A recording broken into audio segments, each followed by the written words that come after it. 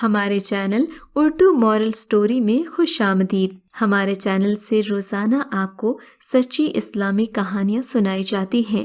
ان کہانیوں میں کوئی نہ کوئی ایسا سبق چھپا ہوتا ہے جو آپ کی زندگی سنوار سکتا ہے۔ آج کا واقعہ بھی ایسا ہی ہے۔ چلیے سنتے ہیں آج کی کہانی۔ ایک شخص اپنی بیوی اور بچے کے ساتھ افلاس اور غربت کی زندگی گزارنے پر مجبور تھا۔ بیوی اور بچے کو بھوک سے نڈھال اور بلکتا روتا دیکھ کر وہ گھر میں انہیں چھوڑ کر خود غموں سے چور کہیں جا رہا تھا کہ راستے میں چلتے ہوئے اس کا سامنا ایک عالم دین احمد بن مسکین سے ہوا، جسے دیکھتے ہی ابو نصر نے کہا، اے شیخ، میں دکھوں کا مارا ہوں، غموں سے تھک گیا ہوں، مجھے بتائیے میں کیا کروں؟ شیخ نے کہا، میرے پیچھے چلے آؤ، ہم دونوں سمندر پر چلتے ہیں۔ سمندر پر پہنچ کر شیخ صاحب نے اسے 2 رکعت نماز پڑھنے کا کہا۔ ابو نصر 2 رکعت نفل پڑھ چکا تو اسے ایک جال دیتے ہوئے کہا، اب بسم اللہ پڑھو اور اس جال کو سمندر میں پھینکو۔ جال میں پہلی بار ہی ایک بڑی ساری عظیم الشان مچھلی پھنس کر باہر آ گئی۔ شیخ صاحب نے ابو نصر سے کہا، اس مچھلی کو جا کر فروخت کرو اور حاصل ہونے والے پیسوں میں سے اپنے اہل خانہ کے لیے کچھ کھانے پینے کا سامان خرید لینا۔ ابو نصر نے شہر جا کر مچھلی فروخت کی۔ حاصل ہونے والے پیسوں سے ایک قیمے والا اور ایک میٹھا پراٹھا خریدا اور سیدھا شیخ احمد بن مسکین کے پاس گیا اور کہا، حضرت، ان پراٹھوں میں سے کچھ قبول کر لیجئے۔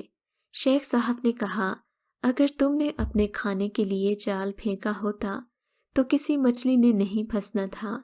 میں نے تمہارے ساتھ نیکی گویا اپنی بھلائی کے لیے کی تھی، نہ کہ کسی اجرت کے لیے۔ تم یہ پراٹھے لے جاؤ اور اپنے اہل خانہ کو کھلاؤ۔ ابو نصر پراٹھے لیے خوشی خوشی اپنے گھر کی طرف جا رہا تھا کہ اس نے راستے میں بھوکوں ماری ایک عورت کو روتے ہوئے دیکھا، جس کے پاس اس کا بے حال بیٹا بھی بیٹھا ہوا تھا۔ ابو نصر نے اپنے ہاتھوں میں پکڑے پراٹھوں کو دیکھا اور خود سے کہنے لگے کہ اس عورت اور اس کے بچے اور اس کے اپنے بچے اور بیوی میں کیا فرق ہے؟ معاملہ تو ایک جیسا ہی ہے۔ وہ بھی بھوکے ہیں اور یہ بھی بھوکے ہیں۔ پراٹھے کن کو دے؟ عورت کی آنکھوں کی طرف دیکھا تو اس کے بہتے آنسو نہ دیکھ سکا اور اپنا سر جھکا لیا۔ پراٹھے عورت کی طرف بڑھاتے ہوئے کہا، یہ لو، خود بھی کھاؤ اور اپنے بیٹے کو بھی کھلاؤ۔ عورت کے چہرے پر خوشی اور اس کے بیٹے کے چہرے پر مسکراہٹ پھیل گئی۔ ابو نصر غمگین دل لیے واپس اپنے گھر کی طرف یہ سوچتے ہوئے جا رہا تھا کہ اپنے بھوکے بیٹے اور بیوی کا سامنا کیسے کرے گا۔ گھر جاتے ہوئے راستے میں اس نے ایک منادی والا دیکھا جو کہہ رہا تھا، کوئی اسے ابو نصر سے ملوا دے۔ لوگوں نے منادی والے سے کہا، دیکھو تو یہی تو ہے ابو نصر۔ اس نے ابو نصر نے کہا، تیرے باپ نے میرے پاس آج سے 20 سال پہلے 30,000 درہم امانت رکھے تھے، مگر یہ نہیں بتایا کہ ان پیسوں کا کرنا کیا ہے۔ جب تیرا والد فوت ہوا ہے، میں اسے ڈھونڈتا پھر رہا ہوں کہ کوئی میری ملاقات تجھ سے کرا دے۔ آج میں نے تجھے پا ہی لیا۔ یہ لو 30,000 درہم، یہ تمہارے باپ کا مال ہے۔ ابو نصر کہتا ہے، میں تو بیٹھے بٹھائے امیر ہو گیا، میرے کئی گھر بنے، میری تجارت پھیلتی چلی گئی، میں نے کبھی بھی اللہ کے نام پر دینے میں کنجوسی نہیں کی۔ ایک بار میں شکرانے کے طور پر 1000 درہم صدقہ دیا کرتا تھا۔ مجھے اپنے آپ پر رشک آتا تھا کہ کیسے فراخ دلی سے صدقہ خیرات کرنے والا بن گیا ہوں۔ ایک بار میں نے خواب میں دیکھا کہ حساب کتاب کا دن آن پہنچا ہے، میدان میں ترازو نصب کر دیا گیا ہے۔ منادی کرانے والے نے آواز دی، ابو نصر کو بلایا جائے، اس کے گناہ و ثواب تولے جائیں۔ کہتا ہے، پلڑے میں ایک طرف میری نیکیاں اور دوسری طرف میرے گناہ رکھے گئے تو گناہوں کا پلڑا بھاری تھا۔ میں نے پوچھا، آخر کہاں گئے میرے صدقات جو میں اللہ کی راہ میں دیتا رہا؟ تولنے والوں نے میرے صدقات نیکیوں کے پلڑے میں رکھ دیے۔ ہزار ہزار درہم کے صدقے کے نیچے نفس کی شہوت، میری خود نمائی کی خواہش اور کاروباری کا ملمہ چڑھا ہوا تھا، جس نے ان صدقات کو روئی سے بھی زیادہ ہلکا بنا دیا۔ میرے گناہوں کا پلڑا ابھی بھی بھاری تھا۔ میں رو پڑا اور کہا، ہائے میری نجات کیسے ہوگی؟ منادی والے نے میری بات سنی تو پوچھا، ہے کوئی باقی عمل تو لے آؤ۔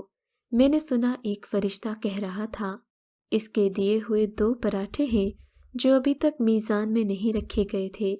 وہ 2 پراٹھے ترازو میں رکھے گئے تو نیکیوں کا پلڑا اٹھا، مگر ابھی تو نہ برابر تھا نہ ہی زیادہ تھا۔ منادی کرانے والے نے پھر پوچھا، ہے کچھ اس کا کوئی اور عمل؟ فرشتے نے جواب دیا، ہاں اس کے لیے ابھی کچھ باقی ہے۔ منادی نے پوچھا، وہ کیا؟ کہا، اس عورت کے آنسو جسے اس نے اپنے 2 پراٹھے دیے تھے۔ عورت کے آنسو نیکیوں کے پلڑے میں ڈالے گئے، جن کے پہاڑ جیسے وزن نے ترازو کے نیکیوں والے پلڑے کو گناہوں کے پلڑے کے برابر لا کر کھڑا کر دیا۔ ابو نصر کہتا ہے، میرا دل خوش ہوا کہ اب نجات ہو جائے گی۔ منادی نے پوچھا، کچھ باقی عمل ہے اس کا؟ فرشتے نے کہا، ہاں ابھی اس بچے کی مسکراہٹ کو پلڑے میں رکھنا باقی ہے جو پراٹھے لیتے ہوئے اس کے چہرے پر آئی تھی۔ مسکراہٹ کیا پلڑے میں رکھی؟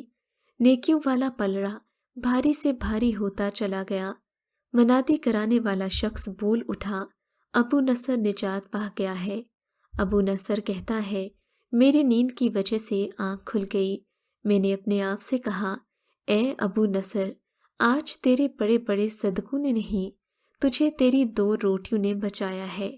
کبھی کبھی ہم اللہ کے حضور یہ سوچ کر صدقہ کرنے سے رک جاتے ہیں کہ جب زیادہ مال ہوگا تو صدقہ کریں گے، مگر ہم یہ بھول جاتے ہیں کہ تھوڑے میں سے صدقہ کرنے کی فضیلت کتنی زیادہ ہے۔ اللہ تعالیٰ ہماری نیت کو دیکھتا ہے۔